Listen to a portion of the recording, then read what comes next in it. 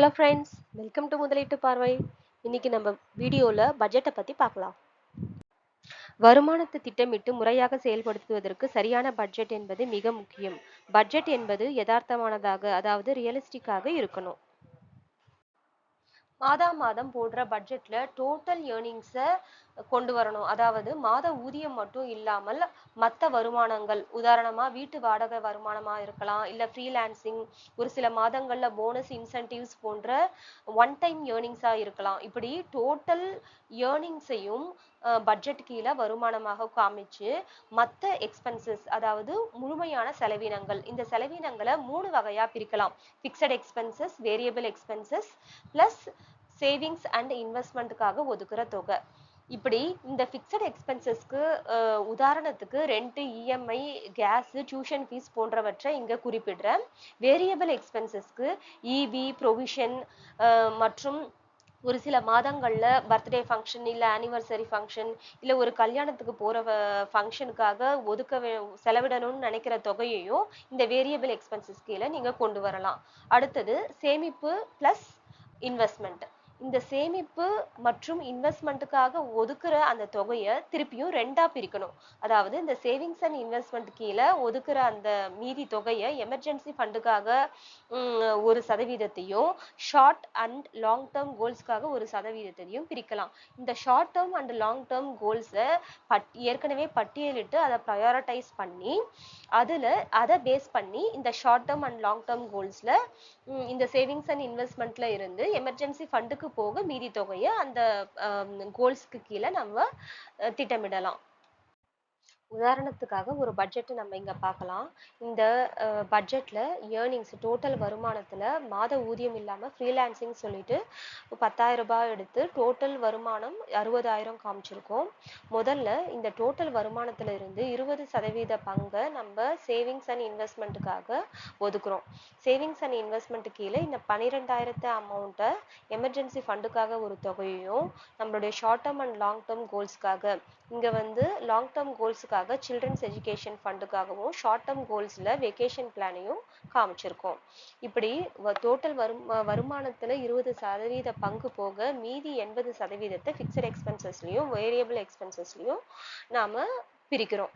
இந்த ஃபிக்ஸட் எக்ஸ்பென்சஸ்க்கு rent, EMI, gas, milk, tuition ஃபீஸை உதாரணமாகவும், வேரியபிள் எக்ஸ்பென்சஸ்க்கு EB, provision, travel, entertainment, weekly expenses and கண்டின்ஜென்சியும் குறிப்பிட்டிருக்கோம். இதுல குறிப்பா சொல்லணும்னா வேரியபிள் எக்ஸ்பென்சஸ்ல வீக்லி எக்ஸ்பென்சஸ், அதாவது டே டு டே எக்ஸ்பென்சஸ்ன்னு சொல்லி வாரத்துக்கு ஒரு தொகையை கணக்கு பண்ணி மாசத்துக்கு 8,000 சொல்லி ஒதுக்கியிருக்கோம். அதே மாதிரி கண்டின்ஜென்சி, அதாவது எதிர்பாராத சூழ்நிலைகளுக்காக, எதிர்பாராத செலவினங்களுக்காக ஒரு தொகையை வேரியபிள் எக்ஸ்பென்சஸ் கீழே கொண்டு வரோம். இந்த உதாரணத்தின்படி நம்மளுடைய வருமானத்திலிருந்து இந்த 3 விதமான செலவினங்களுக்கு போக நம்மளுக்கு சேவிங்ஸ் 1,740 ரூபாய் மீதம் இருக்குது. அதாவது நாம முதலீட்டு பார்வையோட, தெளிவான சிந்தனைகளோட ஒரு செலவையும் நாம செய்யும் போது இந்த சேவிங்ஸ்ன்ற அமௌண்ட்டை மிக அதிகமாக மிச்சம் பிடிக்கிறதுக்கான வாய்ப்புகள் மிக அதிகமாக இருக்கிறது. உங்க வருமானம் உங்களுடைய பேங்க் அக்கௌண்ட்டுக்கு வந்த உடனே சேவிங்ஸ் அண்ட் இன்வெஸ்ட்மெண்ட்டுக்கான தொகையை ஆட்டோமேட்டிக் டிரான்ஸ்ஃபர் பண்றதன் மூலயமாக அந்த தொகை நீங்க பிளான் பண்ணியிருக்கிற அந்தந்த ஃபண்டுக்கு ஆட்டோமேட்டிக்கா நீங்க குறித்த அந்த தேதியில போயிட்டு அக்யூமுலேட் ஆயிடும். அடுத்தது உங்களுடைய ஃபிக்ஸட் அண்ட் வேரியபிள் எக்ஸ்பென்சஸ். இந்த ஃபிக்ஸட் அண்ட் வேரியபிள் எக்ஸ்பென்சஸை நீங்க செலவு செய்யறதுக்கு முன்னாடி செப்பரேட்டா ஒரு பேங்க் அக்கௌண்ட்டை ஓப்பன் பண்ணி நீங்க உங்களுடைய சேவிங்ஸ், அதாவது இந்த பட்ஜெட் மூலயமாக நீங்க உங்களுடைய சேவிங்ஸ் எவ்வளோன்னு உங்களுக்கு தெரியும் இல்லையா, அந்த சேவிங்ஸ் பிளஸ் இந்த டோட்டல் ஃபிக்ஸட் எக்ஸ்பென்சஸ் இந்த 23,260 ரூபாய் பிளஸ் வேரியபிள் எக்ஸ்பென்சஸ்ல இருக்கிற இந்த கண்டின்ஜென்சி, இதை இந்த செலவு ஆகலாம், செலவு நேராமலும் இருக்கலாம். அதனால வருமானம் வந்த உடனே இந்த savings, total fixed expenses plus கண்டின்ஜென்சிக்குரிய அமௌண்ட், இந்த உதாரணத்துல இந்த 30,000 ரூபாயை நீங்க செப்பரேட் பேங்க் அக்கௌண்ட்டுக்கு கொண்டு போயிடலாம். அதனால நீங்க எப்பொழுதுமே யூசுவலா யூஸ் பண்ற அந்த பேங்க் அக்கவுண்ட்ல இப்ப உங்களுடைய வேரியபிள் எக்ஸ்பென்சஸ், அதாவது இந்த டோட்டல் 23,000த்துல கண்டின்ஜென்சி போக 18,000 ரூபாய் உங்களுடைய டே டு டே எக்ஸ்பென்சஸ்க்காக இருக்கும். அதனால் இந்த மாதிரி நீங்க டிரான்ஸ்ஃபர் பண்றதன் மூலியமாக அந்த மாதத்துக்குரிய உங்களுடைய செலவினங்கள்ல உங்களுக்கே கண்ட்ரோல் இருக்கும்.